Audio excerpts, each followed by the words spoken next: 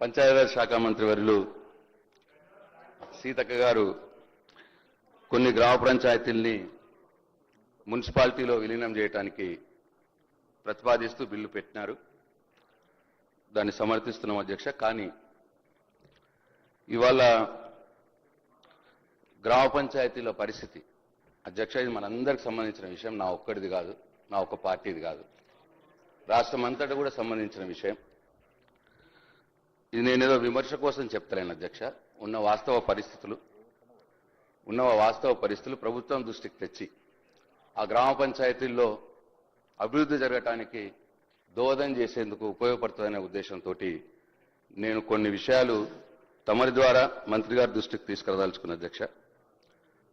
మేము ప్రభుత్వంలో ఉన్నప్పుడు పల్లె ప్రగతి అనే కార్యక్రమం ఒకటి తీసుకున్నాం అధ్యక్ష, అందరికి తెలుసు. అయితే దేశంలోనే మొట్టమొదటిసారిగా కేసీఆర్ గారు గ్రామాల అభివృద్ధి చెందాలన్న ఉద్దేశంతో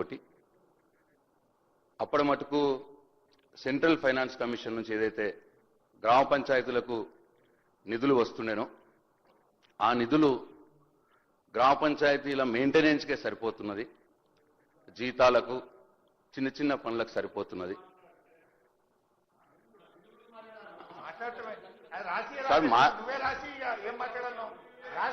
సార్ అధ్యక్ష, ఆ నిధులు గ్రామ పంచాయతీల మెయింటెనెన్స్కే సరిపోతున్నది, అభివృద్ధికి నిధులు సరిపోవట్లేదన్న ఉద్దేశంతో సెంట్రల్ గవర్నమెంట్ నుంచి సెంట్రల్ ఫైనాన్స్ కమిషన్ ద్వారా ఎంతైతే నిధులు వస్తున్నాయో గ్రామ పంచాయతీకి దానికి ఈక్వల్ అమౌంట్ కేసీఆర్ గారు ఆ రోజు రాష్ట్ర ప్రభుత్వం నుంచి కూడా నిధులు సమకూర్చినారు అధ్యక్ష.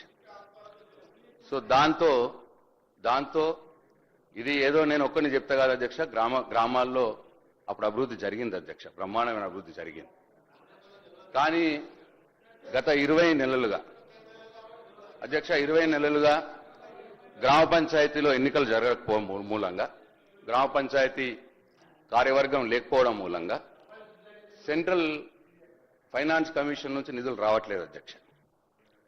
దాంతోపాటు రాష్ట్ర ప్రభుత్వం నుంచి కూడా నిధులు సరిగా రావట్లేదు అధ్యక్ష.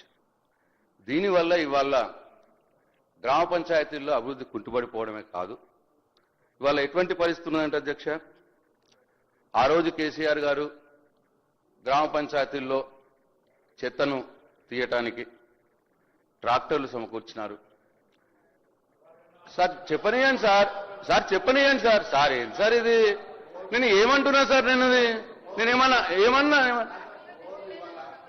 పొద్దున్న లేస్తే గతంలో పనిచేసిన సర్పంచులు మంగళసూత్రాలు అమ్ముకున్నామని వారు ప్రతిపాదించిన పనులు చేసి ఎక్కడ బిల్లులు ఇవ్వలేదనేటువంటి ఆలోచనతో చాలా ఇబ్బంది పడుతున్నటువంటి వాడవస్థ. నేను చాలా ఇబ్బందికరమైన పరిస్థితుల్లో మీరు చెప్తున్నారు మేము అది చేసిన పేమెంట్ మాత్రం చేయలేదు కదా, చాలా ఇబ్బందికర పరిస్థితి ఉంది. ఇవాళ వీలైనంత వరకు గ్రామాల్లో స్వయంగా పనులు జరిపే ప్రయత్నం చేస్తూ ఉంది. నేను ఈ సందర్భంలో గౌరవ ఉప ముఖ్యమంత్రి గారు, ఫైనాన్స్ మినిస్టర్ గారు కూడా వాళ్ళు చేసిందైనా ఏదైనా పాపం పాత సర్పంచులకు సంబంధించిన బిల్లులు కూడా ఇవ్వాలని మేము కూడా కోరుతున్నాం అధ్యక్ష, దానిలో ఏం ఇష్యూ లేదు. కానీ వాళ్ళు చేసింది ఏ విధంగా ఉంది నిర్వాహకం చెప్పడానికి ప్రయత్నం చేస్తారు. మేము ఇది చేసినాం అంటే నేను ఇప్పుడు ఊపర్ శర్వాణి అందరు పరిశాన్ అన్నాను కదా, ఆ ఊపర్ శర్వాణి అందరు పరిశాన్ లెక్క సర్పంచులే పాపం మన ఒక గ్రామం పోతే సర్పంచ్ దీక్ష చేసే ప్రయత్నం చేస్తా ఉండే పాపం బిల్లు రాలేదు, తాళాలు వేసి పెట్టుకున్నారు కొన్ని కట్టినాటికి.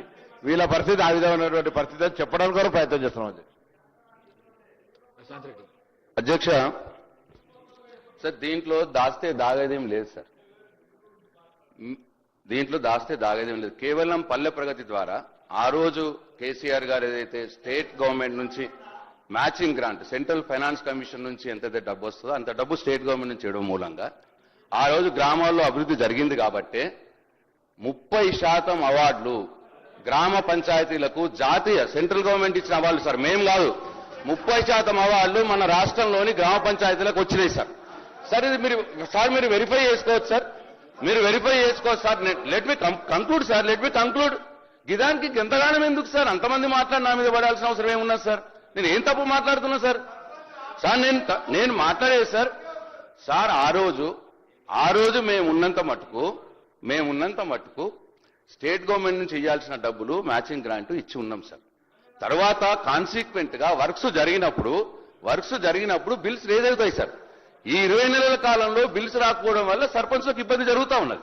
అట్లాగే సార్ ఇవాళ కూడా ఈ రోజు పరిస్థితి సార్ కంక్లూడ్ చేస్తా. ఈ రోజు పరిస్థితి సార్ ఇవాళ ట్రాక్టర్ కు డీజిల్ పోయడానికి కూడా ఇబ్బంది ఉన్నది సార్ గ్రామ పంచాయతీల్లో.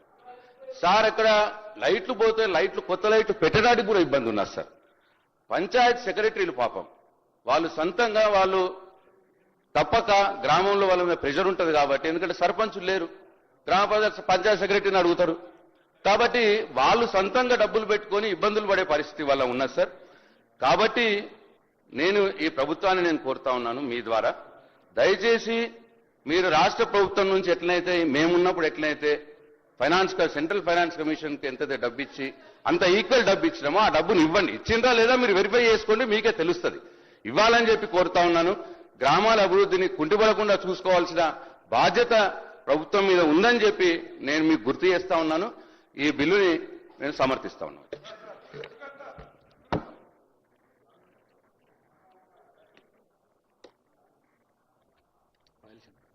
స్పీకర్ సార్, మున్సిపాలిటీలలో గ్రామ పంచాయతీలని కలుపుతున్నప్పుడు ఆయా గ్రామ పంచాయతీ ప్రజలకు ఏమనిపిస్తుందంటే, చాలా గ్రామ పంచాయతీ ఉన్న స్థితి కన్నా మున్సిపాలిటీలో కలిసిన తర్వాత మెరుగైనటువంటి సౌకర్యాలన్నీ కూడా వస్తాయని ప్రజలు సహజంగా భావిస్తారు. గ్రామ పంచాయతీలుగా ఉన్నప్పుడు అప్పుడు ఎంఆర్ఆర్ఈజీస్ ద్వారా అక్కడ ఉపాధి అవకాశాలు దొరుకుతుండే. మా ఆదిలాబాద్ మున్సిపాలిటీలో కూడా నేను ఉదాహరణ మాత్రమే చెప్తున్నా. ఆనుకొని ఒక అనుకుంటా అనే విలేజ్ ఉంటుండే సార్. దాదాపు అక్కడ 95% లేబర్లు ఉంటుండే. వాళ్ళకి తెలియదు మున్సిపాలిటీలో కలుపుతున్నాం మీ ఊరినంటే సంతోషపడి మీకు రోడ్లు వస్తాయి, నాలీలు వస్తాయి, మున్సిపాలిటీ చూస్తారు కదా, అందమైనటువంటి బీటీ రోడ్లు ఉంటాయంటే సరే అంతా మంచి జరుగుతాయి కదా, మాకేం అభ్యంతరం లేదనే విధంగా అక్కడ గ్రామ పంచాయతీ తీర్మానం చేశారు.